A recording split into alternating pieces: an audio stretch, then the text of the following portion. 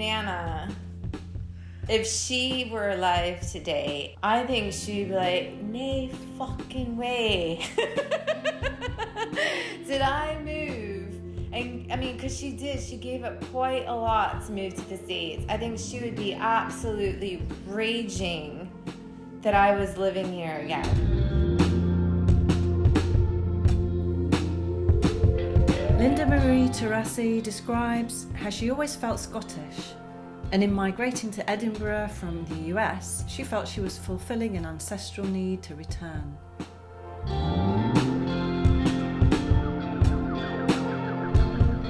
This is Writer's Mosaic, What We Leave We Carry, the series that tells the true life stories of migration to the UK.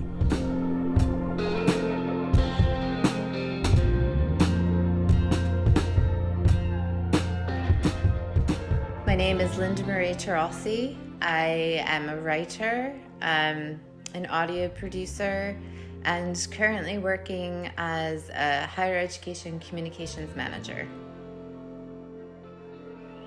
So I was born in Queens, New York, in the United States. I think what's probably most striking about my childhood is that a large portion of it had been blocked out up until recently. My grandfather was James Vincent Taurasi Sr. He it was a 2-time award-winning Hugo science fiction zine in the States, writer, editor, and he was one of the founders of WorldCon. WorldCon is a science fiction convention that was recently in Glasgow, Scotland. And he started it in the late 30s with a group of people in New York, and the first one was in Queens, New York. So I remember being at the table in the dining room and us drawing together, and it was him teaching me how to draw.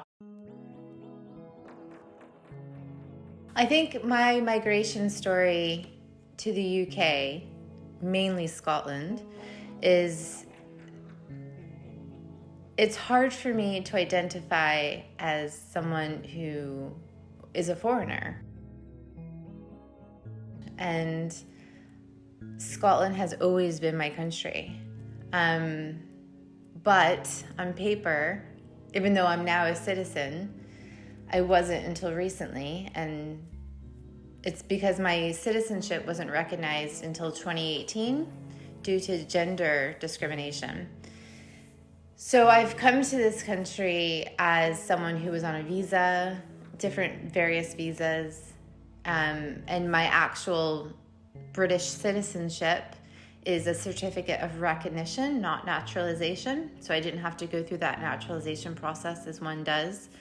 And so for me, moving to Scotland was my birthright, and it was following kind of what I feel is my destiny, which sounds kind of cheesy. My mom would be considered full Scottish. Her parents are from here. Her entire lineage is from Scotland. But she was actually born in the States. So my grandparents emigrated from Scotland to Canada, as people did back in the 40s or 50s. My grandparents moved in 48 because my papa had been married, and you couldn't get divorced in Scotland up until 1948, and he had fallen in love with my nana 7 years prior, and he was a married man, actually, and so they kind of lived together. She was cohabitating with him at a time when that was not looked upon fondly. His brother and his brother's wife had moved to Canada. My nana followed, found a place, came back, said, right, I found us a place, let's go. They went. It was 8 hours. Toronto was 8 hours from New York. And my nana loved the city, was fascinated with the States. They were on holiday or something. The story is that they were on holiday. My mom was born premature, 5 weeks premature. And so she was born in the States. 2 days later, they went back to Canada. So because of that, she was an American citizen, and that cut my ancestry ties to the UK. Because my mother was born in the United States, even though she herself was a British citizen, it did not transfer over to me. Had my mother been a man, had it been my father, I would have been entitled to British citizenship. So that wasn't recognized as gender discrimination until 2018. I came as a postgraduate student, and the goal was to get sponsorship, a tier 2 sponsorship, which is a highly skilled worker. So I came as a postgraduate student in my 30s to Scotland, was accepted to the University of Edinburgh, and I had gotten sponsorship as a highly skilled worker on a tier 2 visa. You have to be on this visa for 5 years before you can apply for indefinite leave to remain. So I had gotten another job. I explained to them I would have to be sponsored, but during this time, Theresa May was the Home Secretary, and she changed it so it was pricier for employers to sponsor non-citizens. That employer, that next employer where I got the new job, had to pay an additional, it was like £1,000 or £2,000 fee. And at that point, they rescinded the offer.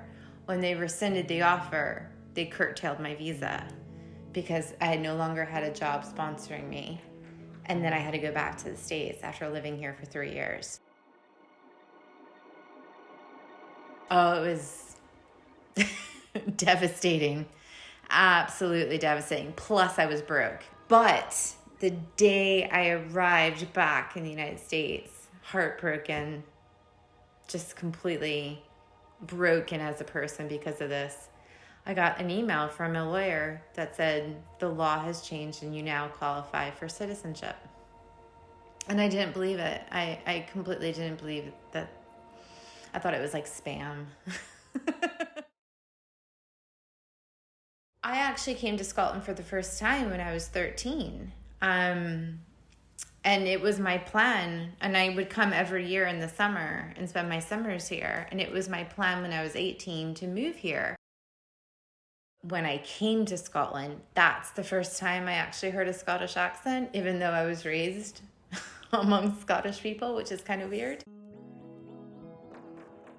My relationship to Scotland is very different than most Americans because it is my country. It has always been my country. I was always told, you are Scottish. This is where our family's from. And it didn't seem like it was a different country. So it didn't seem different in theory. The earliest memory I have of my mom trying to explain what her country, what her family's country was to a child. She would say, there's a castle in the sky. She was talking about Edinburgh Castle. You know, there's a castle in the sky. There's kings and queens. There's music in the air. There's bagpipes. Because, you know, if you go on Princess Street, you hear bagpipes. Yeah, so it was very much like a fairy tale. It was like a kingdom, a magical kingdom. There was a big discussion because my auntie and my nana and my mum, I distinctly remember them having this conversation around the kitchen table saying she needs to know where she comes from. Like, she needs to go to Scotland. Like, it's time for her to go. I think at that point, it clicked that, no, actually, this is a different country. You know, like, you're in a different country. And I think that aspect, I mean, I was only 13, 14 years old. So that really frightened me. And also, I was afraid of getting lost. The only thing I felt very comfortable in walking was from Easter Road to Princess Street. And I knew at a certain point that if I went any further, when I say further, I mean like Haymarket, like walking further down, I would get lost. So I didn't venture to the left. I didn't venture towards the university. I didn't venture towards the bridges. And I didn't venture, you know, towards New Haven. I just stayed on this one street. And like the first week, that's what I would do. I would just walk. And then eventually I kind of like ventured out a wee bit. my Nana, like even when I, as a teenager, was like, well, I'm going to move to Scotland when I was younger, my Nana was furious because it took a lot for them to move to the States. And then for like the next generation to say, well, I want to move back was like a slap in the face.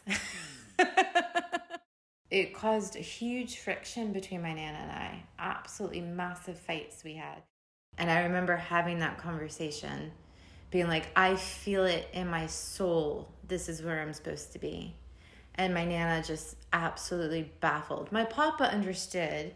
My papa was from Glasgow, and he loved Scotland. Like, he carried it with him. He was so proud to be Scottish. I mean, the man would listen to bagpipes, like, you know. So he got it. Like, he totally understood. And actually, me coming to Scotland brought us very much closer together. But my Nana, she just couldn't fathom it. I don't want to seem like I'm bashing the fact that I'm American, because there's qualities about the States that I appreciate. You know, we're a bit delusional in in what we think we can accomplish. And I think that delusion has helped me accomplish a lot. You know, so there's like this optimistic, it is almost expected of you as an American to be, I mean, it's the bloody slogan of our military, right? Like, be all that you can be.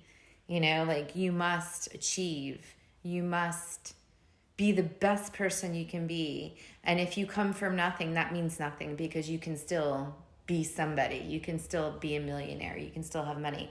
Well, I'm not motivated by money. I'm not someone who really strives to be rich. I strive to be the best I can be, which is this weird thing, right? Whereas I think in Scotland, and this is the reason why my grandparents left, is what you're born into is what you are. And that, I think, is a shame. Because I think if Scotland could just be a little bit more American, I think it would do well for this country, because this country is so amazing in its very core and its fabric. And when I think of Scotland and I think of the UK, I do think of Scotland as being different from the UK. It's a different culture. But we are tied. We are British. You know, we are tied to the UK, so it's different. It's like Wales. Wales has its own culture, its own fabric. But out with the UK, you think of England, and I think that perception carries or kind of glosses over the four nations. I don't think of England at all in my daily life. I don't think of Northern Ireland. I don't think of Wales. Even when I think of myself as being British, or when I speak of being a British citizen, I'm thinking of Scotland. I think in Scotland, there's less pressure to have material things. Like, even if you're middle class, what we would consider as Brits middle class is different from what the Americans would consider middle class. Posh, for lack of better words. Even if you're posh, you don't really flaunt your wealth.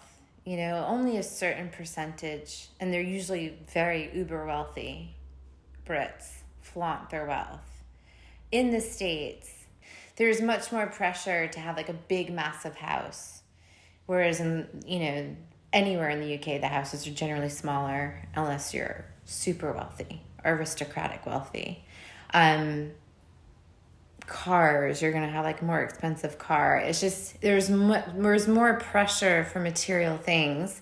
Conversely, there's more pressure for education that's not here as well. You know,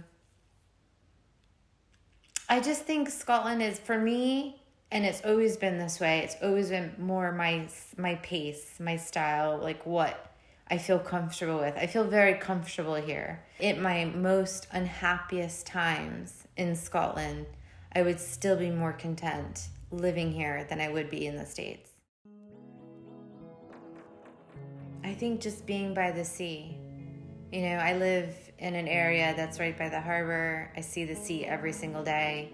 When I had to leave, Even though at that time I was living much more like towards the city center in Edinburgh, and the sea was still like a 15-minute bike ride or, an hour walk.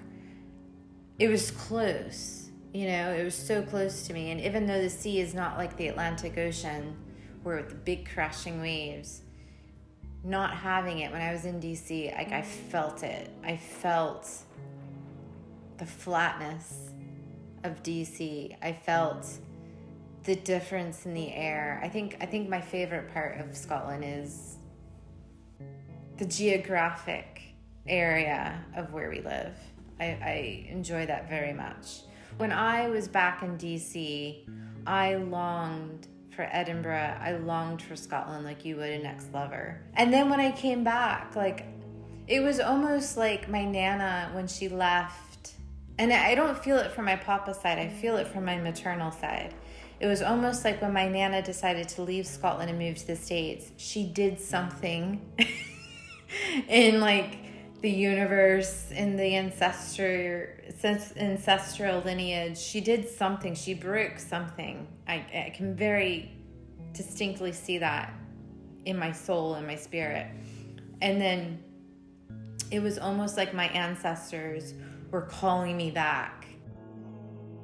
Scottish people are always shocked that I feel and describe Scotland this way. Because they're always like, why would you come back? Why are you here? Like, first of all, you're from New York, you lived in the States, you lived in North Carolina, which is a very tropical climate. Like, why are you here? What's so great about us? And I think that is probably the saddest sentiment that like I've ever heard. It's like, you don't even see how. And this is the difference between Scotland and the States. Because the States, like, we could be absolute breaking down shite. We are still the best country in the world, which I don't believe. Whereas Scotland has many good things going for it. And yet there's like this inferiority complex, which I can't get with, at all.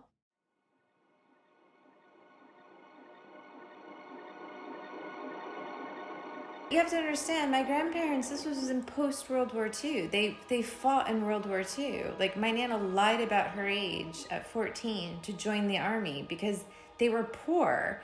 Like, my Nana, her parents had to put her in an orphanage because they were poor. Like, in Scotland, like, they had poorhouses. Like, that was my great-grandparents, And then, like, her and her sisters devised a plan, in Edinburgh, by the way, to, like, break out of this orphanage and get jobs. And they did.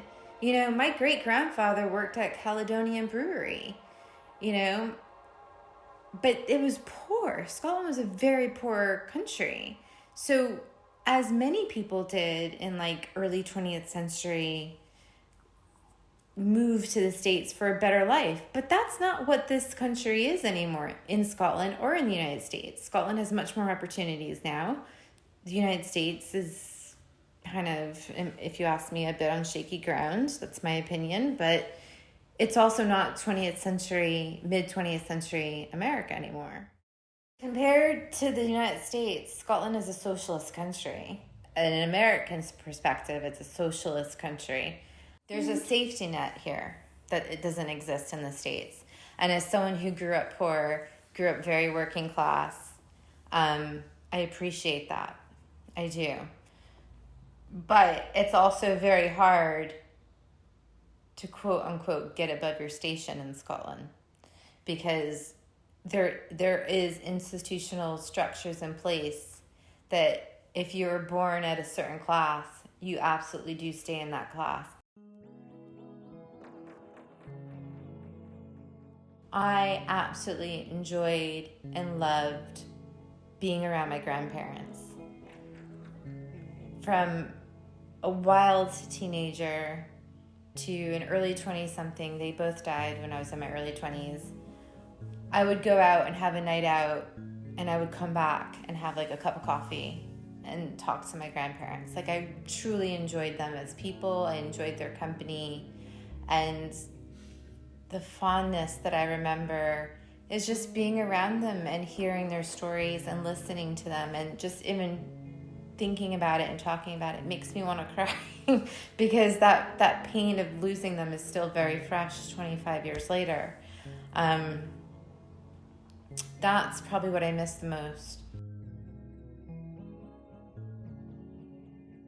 Some people just have it hard in life. I'm one of those people. And but there's never been a doubt, up until this point that I've made the right decision. Now, will I be in Scotland for the rest of my life? I don't know. And I am Scottish, and I will always be Scottish, and you can't take that away from me now. Edinburgh is the only home I truly have ever known. Scotland is the only home I truly have ever known. Like, I have memories. I spent my 18th birthday at Hibs Club off of Easter Road. Like, I have ties, I have memories. Hibs is an Edinburgh football club, and my auntie on my 18th birthday, it was actually my 17th birthday, but she lied and said it was my 18th birthday so that I could drink. And she threw me a surprise birthday party. So I had a fake 18th birthday on my 17th birthday. I think any Scottish national team reflects the defeatist attitude of Scots. And I say that in the most loving and compassionate way. If you think your team is going to be bad, you're giving those vibes. And so anytime we make it, I've seen it in rugby, I've seen it in football, I've seen it in different areas. It's like as soon as we get there, you've got that negativity, and then it's like a mind game. It psychs them out. And that's what I don't like. There's like this defeatist mindset.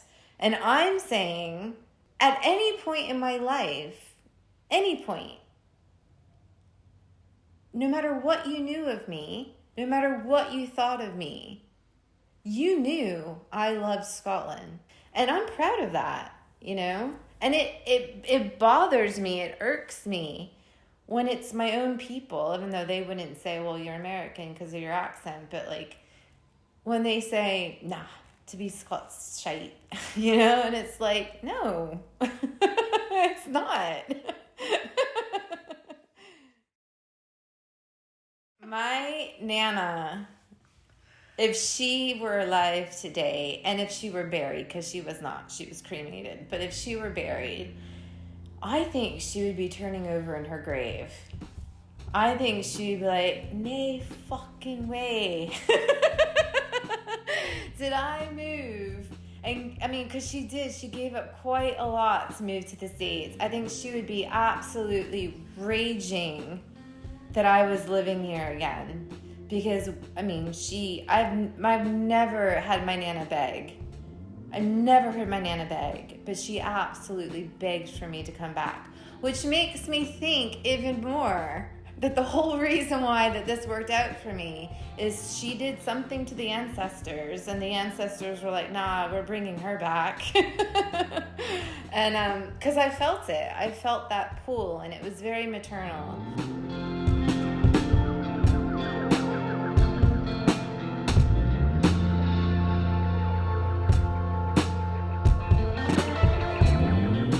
Lynda-Marie Taurasi was talking to Clementine E. Burnley.